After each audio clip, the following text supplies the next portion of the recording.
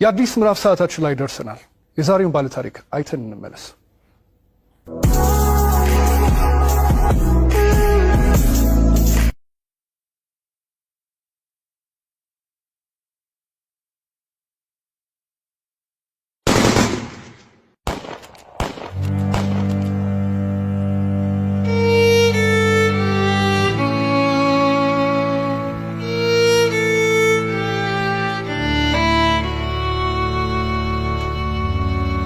ስሜ ብርቱካን እባላለሁ። ተወልጄ ያደኩት ስናን ወረዳ ነው። ከእናትና ከአባቴ የመጀመሪያ ልጅ እኔ ነኝ። እኔን እንደወለዱ ነው አጋጣሚ አባቴም ወደ መንትን ያለ የተሰደደው። እናቴ በህይወት ያረፈችው በወሊድ ምክንያት ነው። ከዚያ በኋላ ምንድነው የተደረገው? አያቴ ጋር እንዳድግ ቆየው። ከአያቴ ጋር እየኖርኩ ያለ 8 አመት ሲሞላኝ ትንሽ እሷንም ይቸግራታል። እባካችሁ ልጅቱን ለሰው ልስጥ እና ፈልጉልኝ ምናምን ትላቸዋለች እሷ ማለት ነው አያቴ አሉ። በ8 አመት ያስወጥተው ወሰዱኝ። ከዛ እሱ የሁለት ልጆች አባት ነው፣ አንድ ሴትና አንድ ወንድ እና እነሱን እያሳደኩኝ ልብስ የምሳጠብ የልጆችን ማለት ነው ካልሲ ያጥባለሁ፣ ወጥ እንድሰራ ሙያ እንድለማመድ እነሱ እያበረታታችኝ ሴትዮዋ ኢቭን በዓላት ራሱ ሲኖር ማንኛውንም ነገር ሲኖር ለልጆቹ ልብስ ሰርፕራይዝ ይገዛላቸዋል አውደ አመት ምናምን ሲመጣ። እኔ ደግሞ ሴትዮዋ ከምትለብሰው ልብስ ተቀድና ጣጣጣፋ ጥንጥዬ ነበርኩ። እንትን ብላ በመኪና እንኳን አይሰፋም፣ እቤት ነበር በመርፌ ተሰፋው ነበር። እሱን ለብሼ ሄዳለሁ። ጫማም የተወረቁ የወደቀውን ልጆች ተጠቅሞ የጨረሱትን እሱን ሰጎትት ምንስል የባለም እንደዛው እየተማርኩኝ እያለ የሆነ ደረጃ ተሸላሚ ሆንኩኝ። እስከ 8 ደረስኩ። ከ8ኛ ክፍል በኋላ የሆነ ስራ ምቢት ልብስ የሆነ እየጎረመስኩ ስመጣ ስራው እያያዘኝ ትምህርቱም እያያዘኝ እየከበደ ሲመጣ ስራዬን ለሊት ሙሉ ሰዓት አንተደላለሁ አልተኛም ነበር። 24 ሰዓት ነበር። ከዛ ዩኒቨርሲቲ እንታስወርት ያከፈል ጨረስኩ። 12ም ያው 392 አመጣው። ውጤት ከመጣ በኋላ ወደ ዩኒቨርሲቲ ተመደብኩኝ።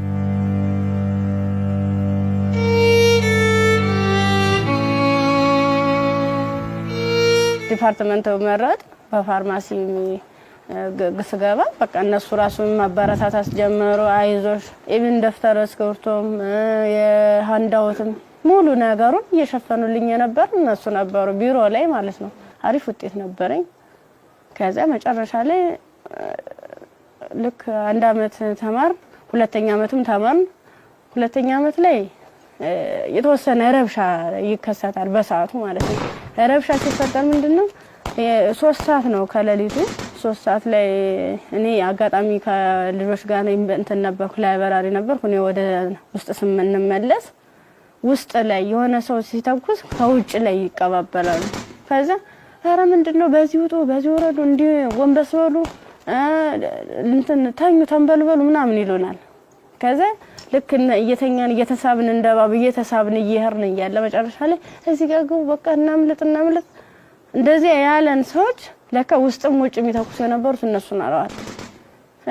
ውጭ ላይ ስንል ምንም የተቀለብስ አለበሱ። ከዛ አንደኛው ትጥቅ የለበሰው እዚህ ጋር ግቡ፣ ምክንያቱም እንደዚህ ድብልቅልቁ እየወጣ ነው እንዴ ህይወታችሁን ማትረፍ አትፈልጉም ሲለን እሺ ብለን ታርጋብገመን ሁላችን ሰዎች አንድ ላይ ወጥተን ገባን። አንድ ላይ ገባን። በቃ ፍስፍስ አርገው ይዘው ሄዱ። እየከለሉ ሄዱ። ምንድነው ወደ ጫካው ስንዳረስ ሰውነታቸውን መከለል ጀመሩ። ያ ማለት ምንድነው አይናቸው ብቻ እንድትታይ ነገር ግን ሌላ አካላቸው እንትን ነው ሙሉ ብረት ነገር ነው። ስንገባ ምንድነው ኖርማል ወታደር ነበር። ግን እኔ ምን እዚያው ላይ እየቀየሩን ምን ሰዓት እንደቀየሩ ማላየናቸው። ከዛ እየሄርን እያለ ጫካ ስንጀምር መኪናውን ከዚህ በኋላ መኪና መግባት አይችልም ወራዱ በእግራችን ዱብ እያለ ነው የምንሄዳው። ልክ በእግራችን እየሄርን እያለ እንትን አይናቸው ብቻ እንድትታይ ሌላቸውን ሸፈኑና ጸጉራቸውን ገለጡት። ያኔ ኬፕ ነገር ነበር የለበሱ። ጸጉራቸውን እንትን ሲሉት እንደሽ ቀጥ ያለ ነው። እንሄዳለን መንገዱ ያልቅም። 6 ሰዓት ፈጀብን።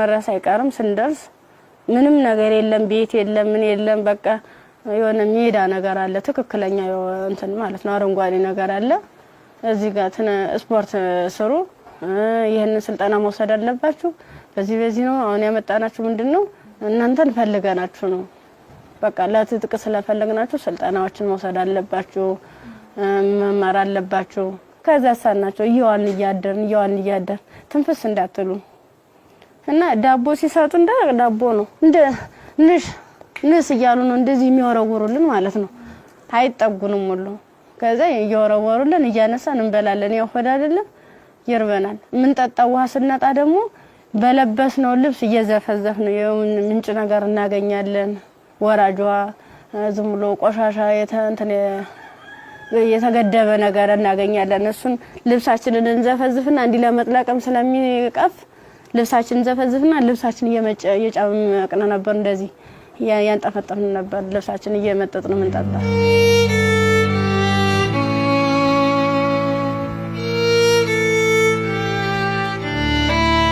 አመት ከ6 ወር ከሞላ በኋላ በቃ ስራችንን እንጀምር ይለዋል አንደኛው ማለት ነው ስራችንን እንጀምር ፕሮሰሱ አልቋል ያቀርነው ጊዜም እስከዚህ ነበር ምን ፈልገውን ነገርም ተሳክቶልናል አሁን ደግሞ እንቅስቃሴ እንጀምር ዳይ ምናምን አሉና መጀመሪያ ላይ ልብስ ነው አውልቆ የታዋን ሙሉ ልብሳችን እና አውልቀን ነው እንግዲህ እንደንተን ሶስቶቹ አራቶቹ ተሄዱ በኋላ እኔ አምስተኛ ላይ ነበርኩ በአምስተኛው ሰዓት ላይ ምንድነው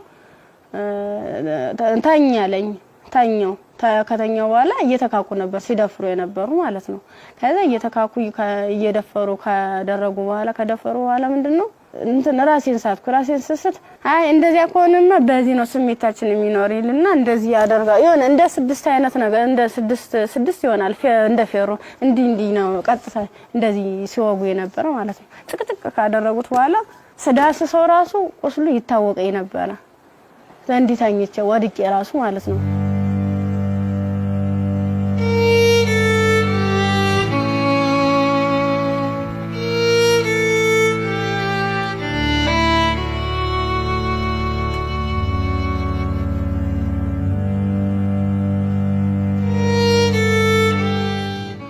ካንገት በላይ ደግሞ እንትን በምንድነው ጭንቅላቴ ነው ሁለቴ ሲመታኝ የኛው ተከፈተ ጭንቅላቴ ማለት ነው እንደዚህ ያድርገዋል ማለት ነው ሌላስ ምን ይሻላል ከዛ የሆነ ሚንትን የሚልም ነገር አለ ቢላ ማለት ነው በሱ ይፈቀፍቀዋል ጻጉሬን ማለት ነው ሲፈቀፍቅ እየደማ ነበረ በዚህ ሚተለትላሉ እንደምላጭ አይነት ነገር ይዘዋል የሁሉ ትልትል ነው ይሄን ማህፀኔ ከተጨቀጨቀ በኋላ ምንም ማለስታውስ ሜትተጣል ምን ሆነ ግን ምንድነው በስድስተኛ ቀና በየን ተሰል ምንም ነገር የለም ከጎኔም ረሳለ ከጎኔም ልጅ ተርትላለች በቃ ከሷ የተሻልኩ ስለሆነ የለበስኩትን አረቄን ልብስ ሙሉ ጫርጊያው ልቄ እንትን አሰርኩት ተንትኑ ጋር አጣብቂያ አስሬ እየጎተትኩ ያ ማለት ምንድነው እኔ ሙሉ አካል ስላለኝ ነው ያንስ አድርጌ ነበር እየጎተትኩ የተላቀስ ርያል በቃ አርቃንሽን ሆነሽ በጣም ነው የሚያሳዝነው ቁምጣ ነበረችኝ ቁምጣዬን ደግሞ ያላስለብሰኝ ያለ ቁስሉ ማለት ነው እንዲ ክፍቱን አድርጌ ልብሴን ግን ሙሉ ቃኔ ለሷ ለበስኳት የለበስኳት አንድ ቀሚስ ነበርና ቁምጣ ከስር ለብሼ ነበር የለበስኳት ልብስ በቁምጣዬ ማሰር አልቻልኩም አውልቄ ሁሉ ሞክሬያለሁ ሙሉ ደም ማለት ነው ከዛ በሷ አሰርኩና የወተትኩ ሰል ገሩ ይመጣሉ በሰዓቱ ማለት ነው ከዛ እንዲታ ያንዘላዘሉ እንትን ብላ እንደዚህ ተሸክሙ ያንዘላዘሉ ይዘዋት ይሄዳሉ ሀይዟ ሲሄዱ እኔ አልሰማማ እንትን አለልም በቃ እንዳንችንስ አንችልስ ገላጌ ተገኘ ብላኝ እኔ እንጂ ይብለኝ ደህል እንጂ በጣም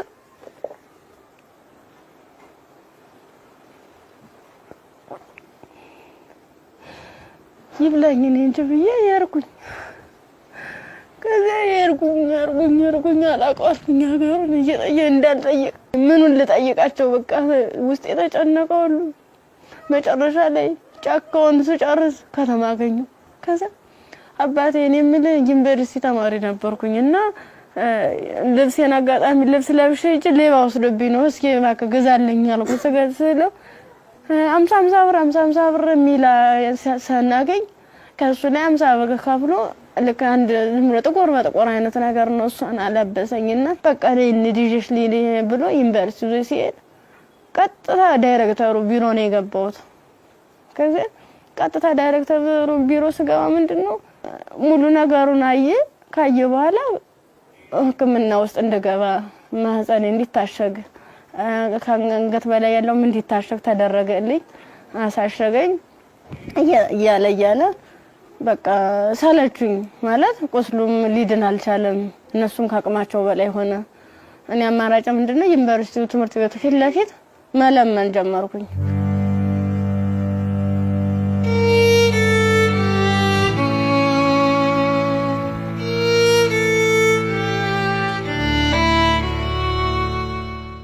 እንደ ኢንፌክሽን ፈጥሯል መሰለኝ ብዙ ቀን ስለቆየው 6 ቀን ማለት ቀላል አይደለም።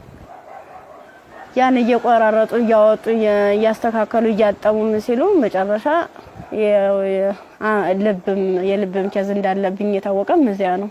ልክ በራሳቸው መኪና ነው ወስደውኝ አምጥተው እዚህ ጣሉኝ፣ አዲስ አበባ ማለት ነው። ከዛ አዲስ አበባ ሲጥሉኝ ምንድነው ወዴት ልሂድ በቃ ህይወት መስቀልቅል ላለብኝ እብድ ሆንኩኝ፣ አበርኩኝ። ከጊዮርጊስ ወደ ማርያም ሄድኩኝ። የማርያም ቀን ነው ልሂድ እስኪ ምናምን ብዬ ሰው በሚሄድበት እየተከተልኩ እዛ ስዕል ቅድስት ማርያም ይላል። እዚያ ቁጭ ብዬ እየለመንኩኝ ታገኘኛለችና ብር ተሰጠኛለች። 50 ብር ተሰጠች። በኋላ ምን ፈልገሽ ነው ምናምን አይዞሽ ምናምን አለችኝ። እኔ እኮ እንደዚህ ተማሪ ነኝ እና በዚህ ረብሻ ምክንያት ነው እንደዚህ ተፈጠረው። እንዴት ላድርግ እንዴት ልሂድ ብለሽ አልኳት። የት ልሂድ ብለሽ ስላት አይ እንደዚህማ ከሆነ ከኒልክ ጤና ጣቢያ እንወሰደሽ ብሎ ጤና ጣቢያ ሲሄድ የምጥ መርፌ ሰጡ። እስቲሽ አደረጉ። ከተወለደ በኋላ በጣም ራበኝ። በቃ ምኑን ማጣው ሳጣ ሲርበኝ ማዘር ተሬዛ ጋር መጣሁኝ። ምን ላድርግ አልኳት። በቃ ጨለመብኝ፣ እባክሽ አስገብኝ ስላት ከጎንሽ አለን ብላ መድኃኒቶቹንም ያንዳንዱ የህክምና ክትትሎችን እያደረጉልኝ ውስጥ ላይ ከነሱ አቅም በላይ የሆነውን ሪፈራል ተጻፈልኝ። በረንዳ ላይ የነበርኩት ወደ ቤት እየተቀየረ ሰው ቤት ማደር ጀመርኩ። እያልኩኝ በእነሱ ጥረት በእነሱ ጥንካሬ በማዘር ተሬዛ ማለት ነው ለልጁም ሆነ ለኔ ህክምና ወጪዎችን ያንዳንዷን እየሸፈነች እሷ እንደ እናት ሆና እየመከረችኝ እያጽናናችኝ እንባዬን እያበሰችኝ ነበር። አንድ እሷ ናት።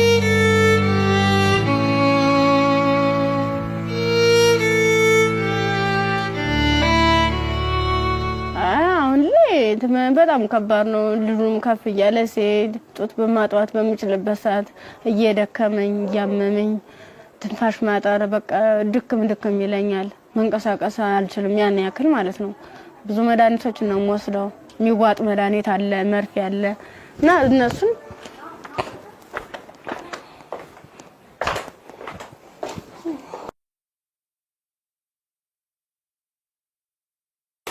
እነዚህ ነው መድኃኒት እየወሰድኩ ያለ።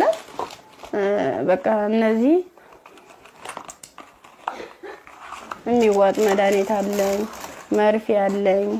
ይሄን ነገር ነው እየወሰድኩ ያለው እና ይሄን መድኃኒት ስወስድ ደግሞ ለኔ የሆነ ማለት ምግብ ያስፈልገኛል። ምበላው መጠጣው የለም። መታየት ነው ደረቅ ኮቸሮ ነው። አሁን ቅድም እንደውም ሳዘጋጅ ነበር ኮቸሮ እዚህ አለ ዘፍዝፌ ነው የነው ያለው። አሁን የራስ በራስ ብሏል። የዘፍዝፊው ስለቆየው ቅድም ነው እናንተ ቀረጻ ያዘጋጃችሁ ያለ የዘፍዘፍ ማለት ነው። የዘፍዝፍ ካለ በኋላ ለልጅ ምንድነው ፍትፍት አድርጌ እኔ የምበላታለሁ እሱም የሚበላት ይችል ነው እና ሙዝ ምናምን እገዛለታለሁ። ብስኩት መጠለያ ያስፈልገኛል። አሁን ያለበት ቤት ስፖንሰር አንድ ወር ከፍሎልኝ ነው ሄደ። ሌላውን ግን እየለመንኩ ነው ውጭ ላይ ማለት ነው። የሆነ ነገር የሆነ ልጅውን ወደ 3 ወር አለፈው ሰው እንድንቆጣጣው ማለት ነው። መታጠቢያ ሳፋ የለም ብቻ ቃላት የለኝም። በቃ ይድረሱልኝ ምን አንድም በቃ ወደ ፊትስ ምን አይነት ህይወት ነው የሚኖረው? ምንድነው የማደርገው? ለምን ነገር በጣም እየራበኝ ነው። በቃ ራበኝ አልቻልኩም።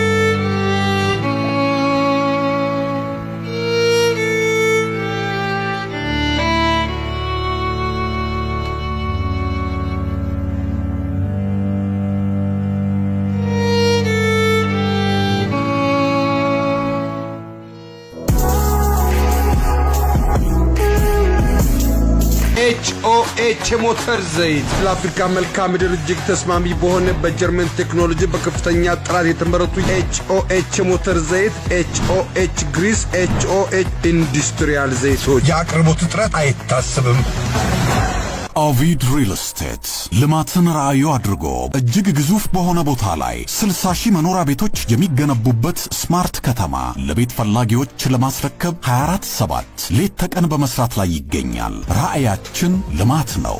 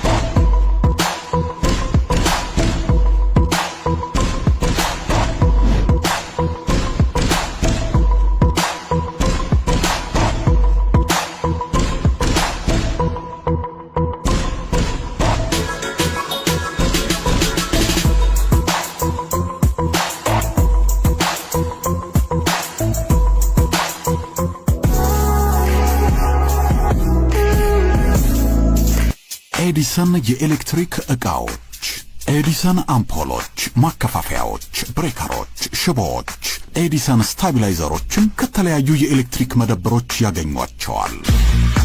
ኤዲሰን ታላቅ ስም። የብርቱካንን ታሪክ ነበር አይተን የተመለስነው።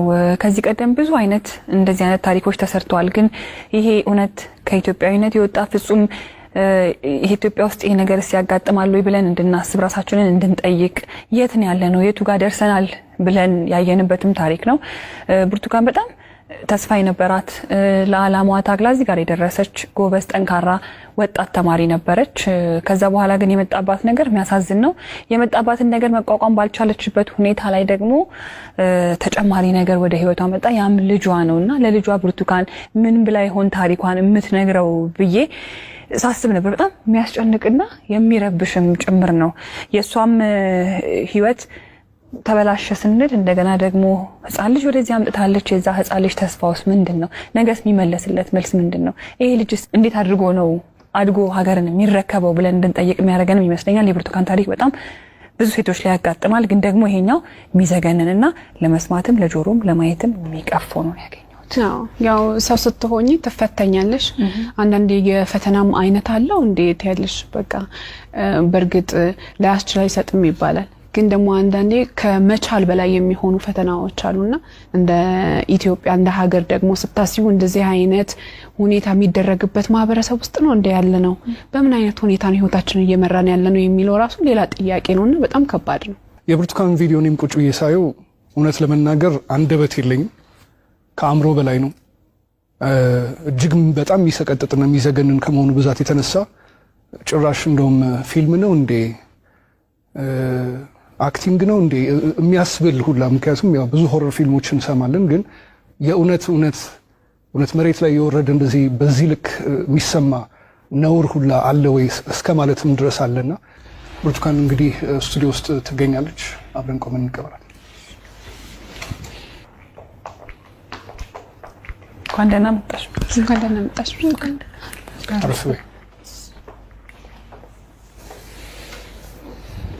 እንዴት ብርቱካን? እንኳን ደህና መጣሽ። በጣም ነው የምታምሪው። በጣም ቆንጆ ከለሯ ራሱ እንዴት እንደሚያምር። ያው ዩኒቨርሲቲ ስንሄድ ሁላችንም የምናስበው ነገር አለ አይደል? ቤተሰብ ጋር ያለው ደስታ አለ፣ ስትሄጂ የምትዘጋጁ ዝግጅት አለ። ከሄድሽ በኋላ ደግሞ ያው ቤተሰብ ነው ገንዘብ የሚልከው የምፈልገው ነገር። ያን ጊዜ እንዴት አሳለፍሽው? ስትሄጂስ እንዴት ነበረ? ስሄድ 300 ብር ነው የተሰጠኝ። ያ ማለት ያን 300 ብር የሆነ ቦታ ላይ ትላካልኝ ማለት አይደለም፣ አድርሶ የሚመልሰኝ ነው። አመት ሙሉ የሚዘልቅ ማለት ነው። ጓደኞቼ በፕሌን ጓደኞቼ በመኪና እየተመላለሱ በዓላትን ሲውሉ እኔ ግን ለአንድ አመት ተብሎ 300 ብር ነው ካልኩሌት ተደርጎ ይሰጠኝ ነበር።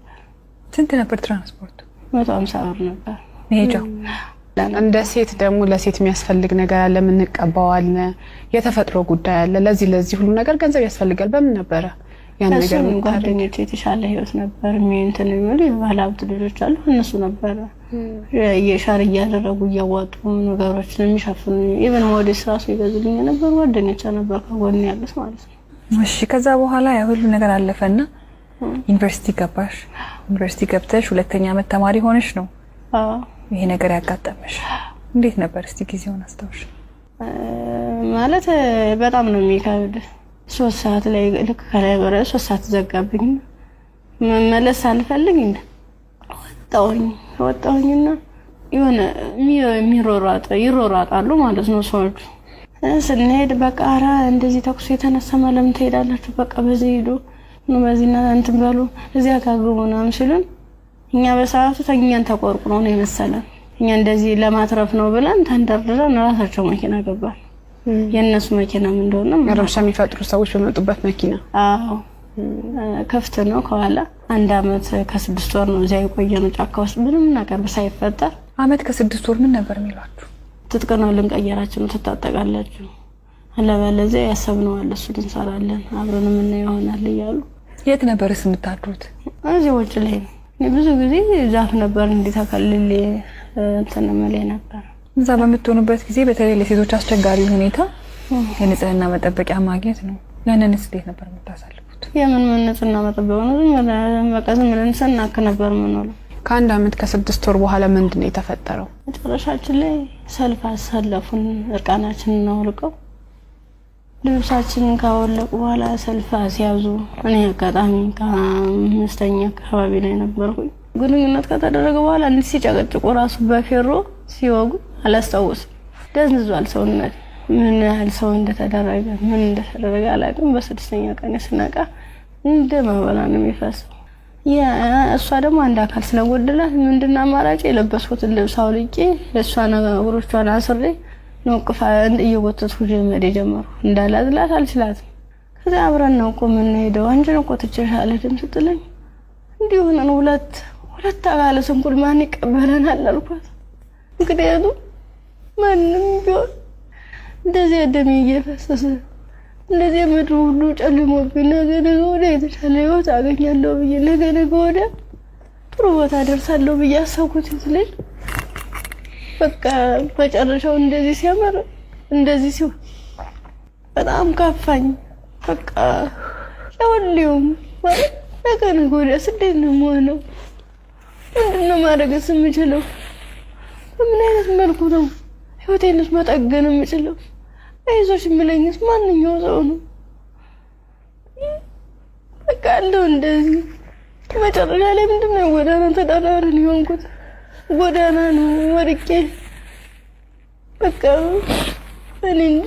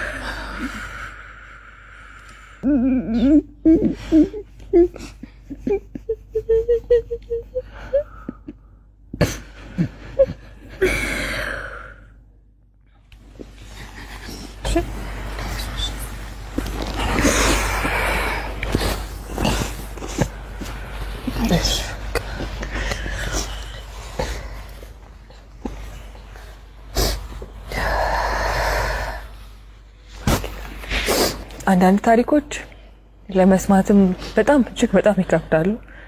እኛ ጋር ይሆናሉ ይፈጠራሉ ብለንም እንጠብቃቸው አይደሉም።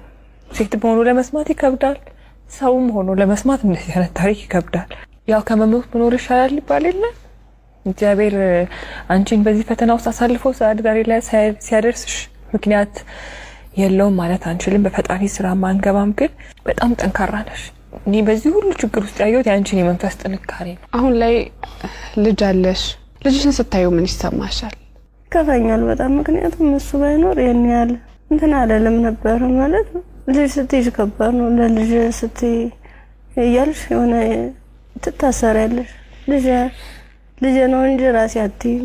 በቃ ምን አለበት ወይ ጤነኛ ልጅ በሰጠኝ ነው። ካልሆነ ደግሞ እኔም በሽተኛ እንዴት ነው የማደርገው? ልጁንስ ለማልቀ ሁለቴ ነው 3 ጊዜ ጥዬው ሁሉ ይጫለው። እዚያ ውጭ ላይ ተመልሼ እንዲህ ሳይው እማ ያለ ወደ እኔ ይመጣል። እናፈሩን በበላሁት በቃ አብረን እንሞታታለን ብዬልሽም መቀፋረቂ እንደገና ራሴን ይቅርታ ጠይቄ እንደ ትልቅ ሰው ጥያቄና መልስ በራሴ እየተመለሰ እንደዚህ ከሆነ ሽናን ደየ ከፋረቂ ይሽውዳለሁ። ያሳደጉሽ ቤተሰቦችሽ በጠፋሽበት ወቅት ከዛ ሁሉ ነገር ሲሆን ይሄን ሁሉ ታሪክ ያውቃሉ፣ ግን አልቀበልም ነው ያለ። አሁን ላይ ጤናሽ እንዴት ነው? ሕክምና በጣም ያስፈልገኛል። ከሕክምናም በላይ የምክር አገልግሎት ያስፈልገኛል። ነገ ብርቱካን ምን ብታገኝ ትመኛለች? እኔ አሁን የምፈልግ አንድም በጤንነቴን የሚከታተለኝና በቃ ትምህርቴን መማር የምፈልገው ወደፊት የተሻለ ህይወት መኖር እፈልጋለሁ። ልጅን በጎን አይኑን እያየው እየተጫወትኩ አብሬ እንደ እናት እንደ አባት እንደ ወንድም ከጎን ይሆንልኝ። እሱም አድጎኝ ጠብ እንዳያገኙ ተሻለ ህይወት እንድደርስ ነው የምፈልገው። ዛሬ ወደ አዲስ ምዕራፍ የሚያሸጋግሩሽ ስጦታዎች እኛ እናበረክትልሻለን። እንግዲህ ብርቱካን በጣም ብቻሽን በከባድ ሁኔታ ልጅሽን እያሳደግሽ ነው የምትገኘው። በመሰረታዊነት በመጀመሪያ የሚያስፈልግሽ ደግሞ የቤት ኪራይ ድጋፍ ነው። ኢቢኤስ ቴሌቪዥን ይሄንን ስለሚያምን ደግሞ የ1 ዓመት ያለምንም ሀሳብ ከልጅሽ ጋር ሆነሽ ራስሽን እስክትቋቋሚ ድረስ የ1 ዓመት የቤት ኪራይ ይሸፍንልሻል። ሌላው እንግዲህ እኔም በጣም ተርቤያለሁ። ልጄንም ለማጥባት ደግሞ መብላት አለብኝ። ካልበለው ደግሞ ወተት የለም ጡቴ ብለሻል። እውነት ነው። እናት ስንሆን ደግሞ የበላነው ሁሉ ደግሞ ወደ ልጃችን ነውና መብላት፣ ራስን መጠበቅ ራብ መጥፎ ነው ይባላል። እውነትም መጥፎ ነው በጣም። ስለዚህ የ6 ወር አስቤዛ ደግሞ የቤት ይሸፍንልሻል። ከቤት ኪራይና ከአስቤዛ በተጨማሪ ደግሞ የልብስ ማጠቢያ ማሽን ኢቢኤስ ቴሌቪዥን ያበረክትልሻል። በጣም ትምህርትሽን ትወጃለሽ፣ መማር ትፈልጊያለሽ፣ መለወጥ ትፈልጊያለሽ። ባላሰብሽው ባልጠበቅሽው ሁኔታ ከትምህርትሽ ገበታ ወደ ኋላ ቀርተሻል። ያኔት ኮሌጅ ደግሞ በመረጥሽው በፋርማሲ ሊሆን ይችላል፣ በነርሲንግ እንዲሁም ደግሞ በላቦራቶሪ ቴክኒሻንነት 2 ቅርንጫፎች አሉ። ከሁለቱ በአንዱ ቅርንጫፍ መርጠሽ ትምህርትሽን እንድትከታተይ ትምህርት ቤት ወጪሽን ሙሉ በሙሉ ይሸፍንልሻል። እኛም ህልምሽ ተሳክቶ ስትመረቂ ደግሞ ለመምጣት ያብቃል። አሜን። ሌላው ደግሞ የሰው ልጅ ሁሉ ነገር ለማድረግ ጤናው ነው ቅድሚያው ነገርና ብርቱካን የልብ ኬዝም አለባት፣ እንዲሁም ልጇም እንደዚሁ ሕክምና ያስፈልገዋል። ከምንም ነገር በላይ ደግሞ የሳይኮሎጂ ባለሙያዎች እንደዚሁ የሚያዩ ይኖራሉና የሕክምና ድጋፍ ያስፈልጋታል በተለያየ አይነት መንገድ። የልብም እንደዚሁ የሳይኮሎጂም የልጇም ጤናም ጭምር ማለት ነውና በዚህ ላይ ደግሞ ድጋፋችሁን እንድታደርጉ እንላለንኛ። እንዲሁም ደግሞ ሀገር ውስጥም ከሀገር ውጭም ያላችሁ መልካም ደጋግ ኢትዮጵያውያን ይህን ፕሮግራም የምትከታተሉ እንግዲህ መቼም ዝም እንደማትሉ ፍጹም እምነታችን ነው። ከብርቱካን ጎን ነን የምትሉ በዚህ አድራሻዋ ልታገኟት ትችላላችሁ። በቃ ሙሉ ነገር ላደረጋችሁልኝ ገዛ ላደረጋችሁልኝ ሁሉ ነገር ተበበ ከልብ አመሰግናለሁ። ኢቢኤስ ቴሌቪዥንም እድሜ ጤና ይስጥልን። በጣም ነው ማመሰግነው። ወዳችኋለሁ፣ አከብራችኋለሁ። ነገ ወደ ደግሞ የኔ ህይወት ተሳክቶ የኔ መጥቼ እናንተ መጥቼ እዚህ ውስጥ ማስደስተበት ቀን ይናፍቀኛል። ደግሞ አደርገዋለሁ። እናምናለን እኛ። የአዲስ ምዕራፍ ሰዓታችን ይህን ይመስል ነበረ። እሑድም በኢቢኤስ ይቀጥላል። መልካም ጊዜ።